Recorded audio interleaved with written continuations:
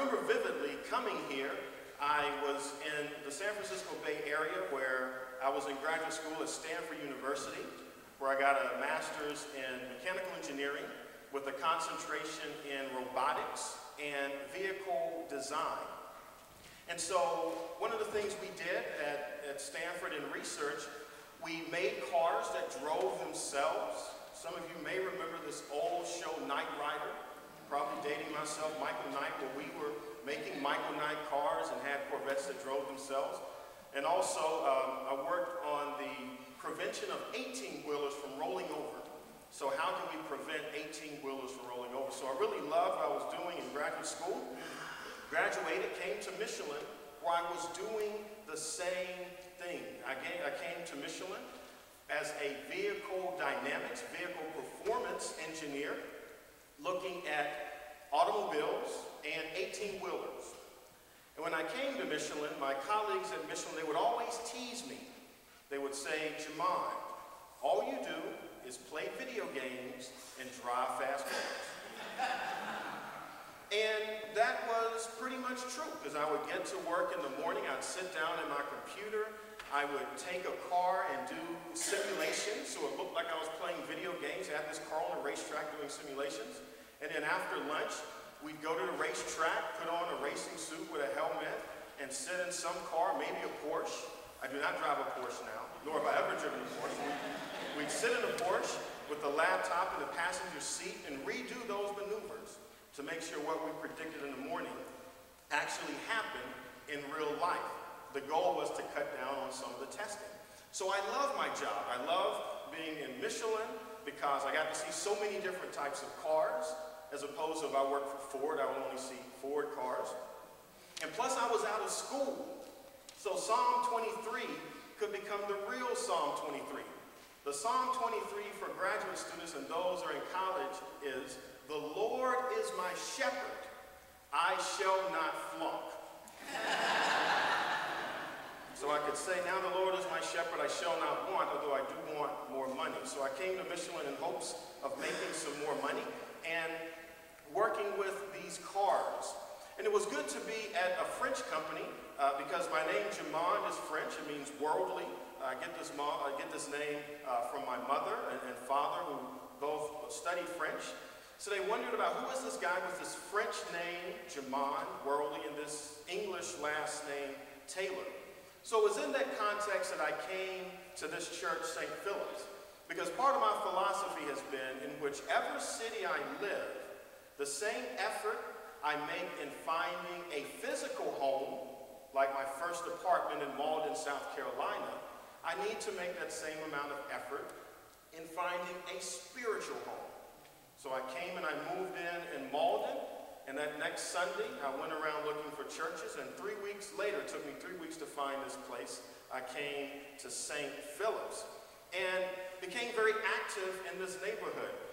It really surprised me coming here, one, because it was in a new church building.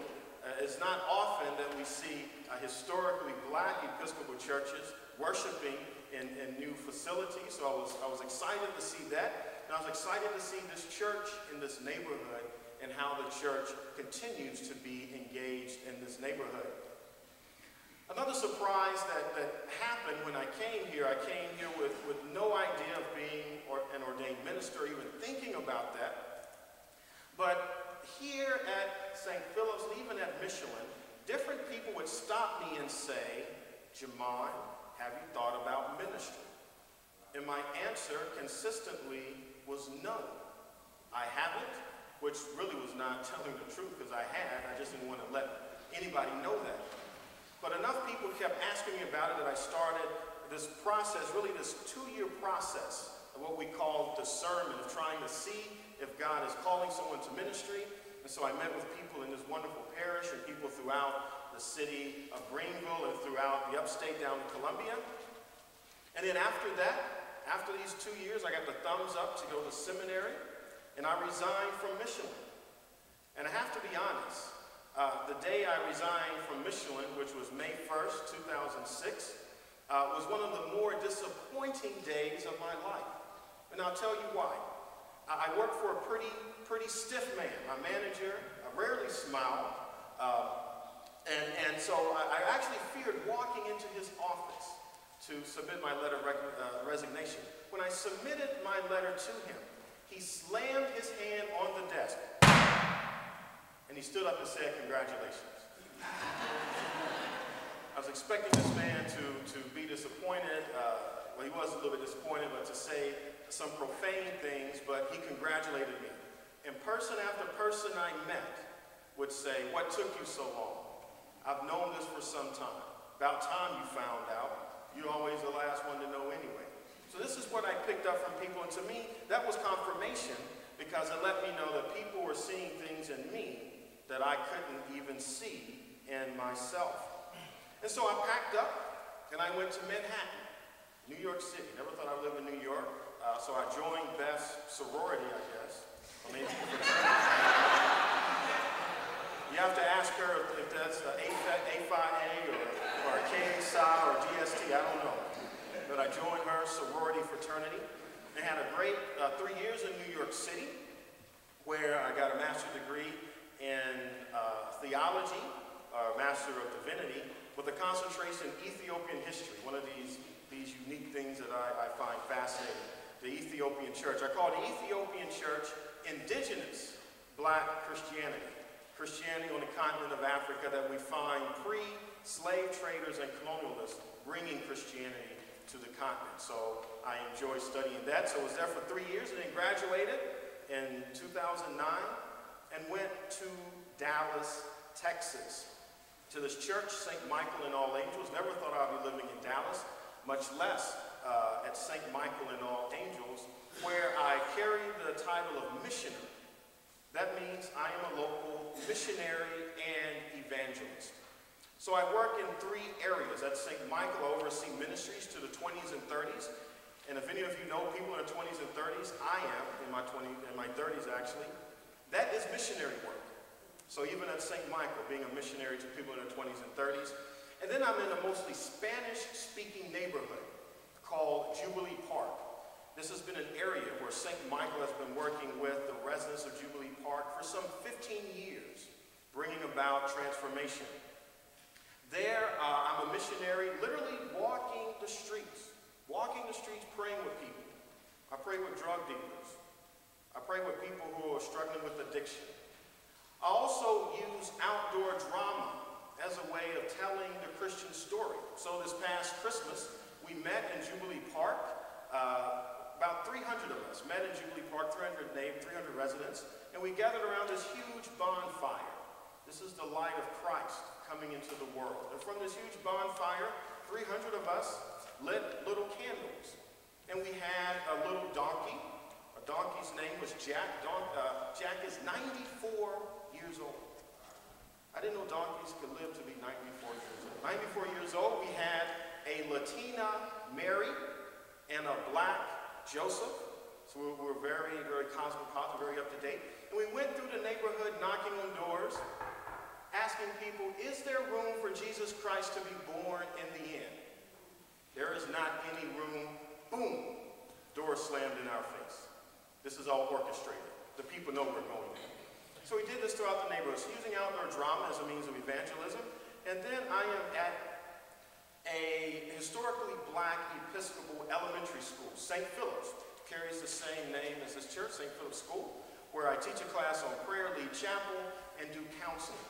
And the amazing thing about St. Philip's, it's in a neighborhood a little bit like Nicholtown. I would say probably Nicholtown is doing a lot better than South Dallas.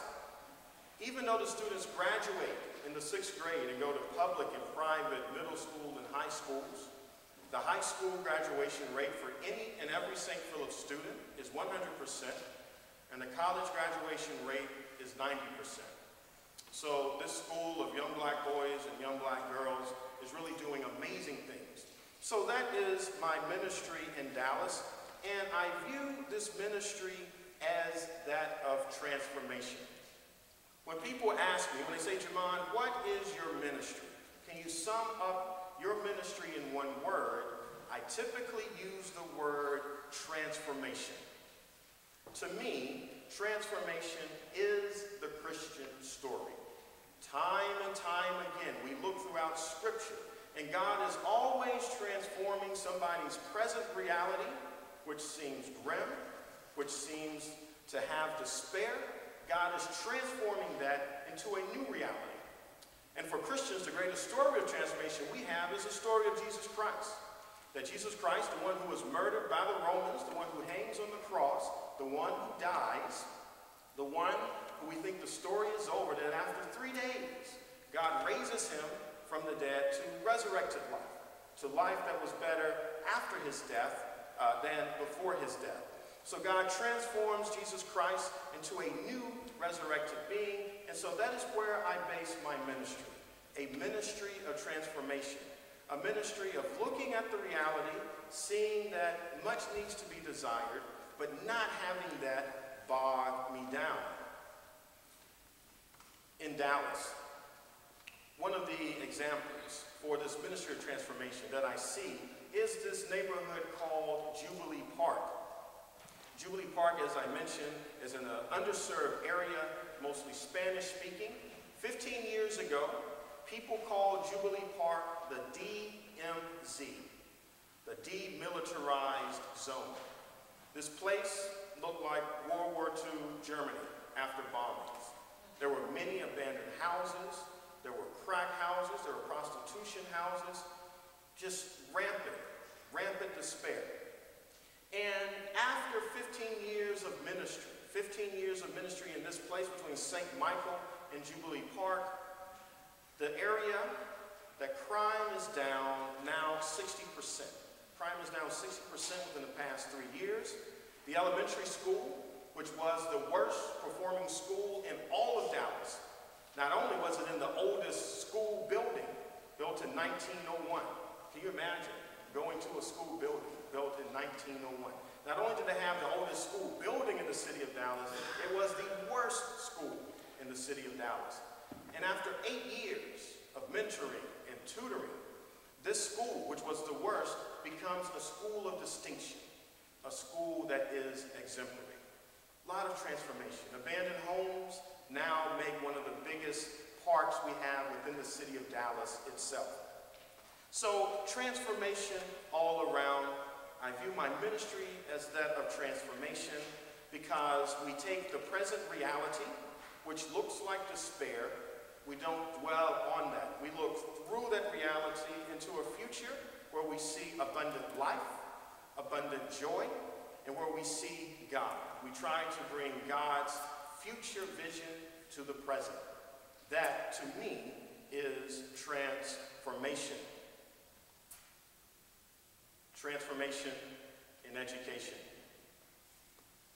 The title of what I want to talk about deals with the right choice, R-I-T-E, the right choice, talking about the school to prison pipeline. I don't have to convince many of you that when we look at the state of public education in the U.S. and almost any area, that the state seems a little bit to have a lot of despair, that there doesn't seem to be much hope. This is true in the city of Dallas. When you look at the graduation rates, when you look at the number of people who are dropping out, there does not seem to be that much positive going on as it relates to education. We may say that this is a state of despair. So what is the school to prison pipeline? We think of the school to prison pipeline as being this disturbing pattern of school disciplinary problems that escalate from suspension to removal from school to the juvenile justice system and eventually school dropout.